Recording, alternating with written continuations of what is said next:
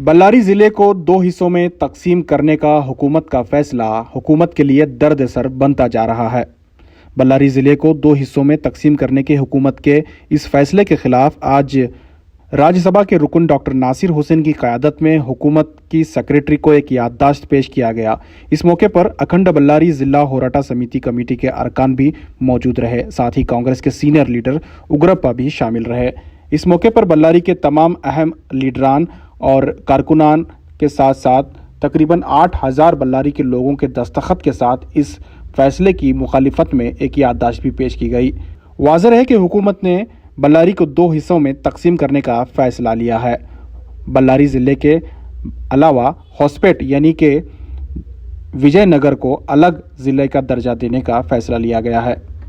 देखिए, बल्लारी डिस्ट्रिक्ट को डिवाइड करके दो डिस्ट्रिक्ट करने का जो गवर्नमेंट का डिसीजन है, इसके खिलाफ सारे बल्लारी के बाशिंदे हैं। आज 25,000 से ज़्यादा ऑब्जेक्शंस हम लोगों ने फ़ाइल किए हैं और अलग अलग ऑर्गेनाइजेशंस के लोग मिलाकर 1 लाख से ज़्यादा ऑब्जेक्शंस अभी तक सरकार के पास फ़ाइल किए हैं।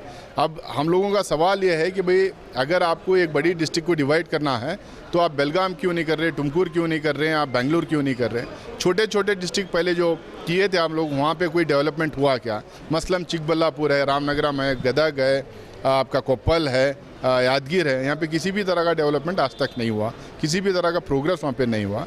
तो अब सिर्फ एक एमएलए, क्योंकि कांग्रेस छोड़ के बीजेपी चला गया था, कांग्रेस की सरकार गिराया था, उसको रिवॉर्ड करने के लिए, उसकी पर्सनल डिमांड के लिए आप इतना बड़ा डिसीजन ले रहे हैं।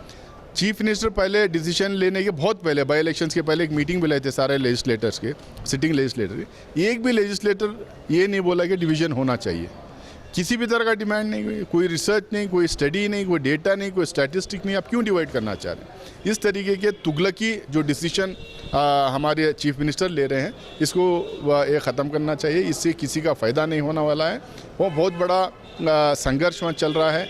लोग वहाँ बहुत सारे प्रोटेस्ट कर रहे हैं। एक धरना 1 महीने से ज़्यादा टाइम हो गया, अब तक धरने पे वहाँ पे लोग बैठे हैं।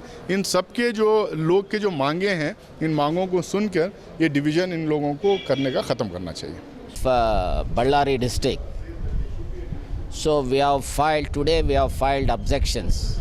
More than 25,000 objections have been filed with the Chief Secretary of Karnataka, stating that it is against to the provisions of the Constitution. So also without any sort of study.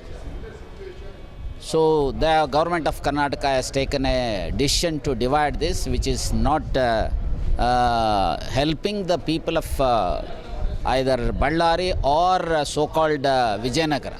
Because in Article 371J, wherein they have categorically mentioned the names of districts, Bidar district, Gulbarga district, Yadgir district, Koppal, Raichur and Ballari.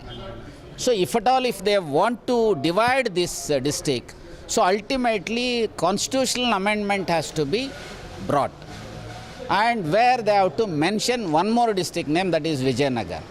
Unless it is not mentioned, so the people of that area will not be in a position to get the benefits of Article 371J, which is detrimental to the people of that area. That is why we are demanding not to divide the district.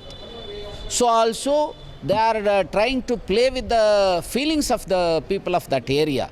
So that is why we are demanding government of Karnataka to drop this idea and to see that this district has to continue as it is.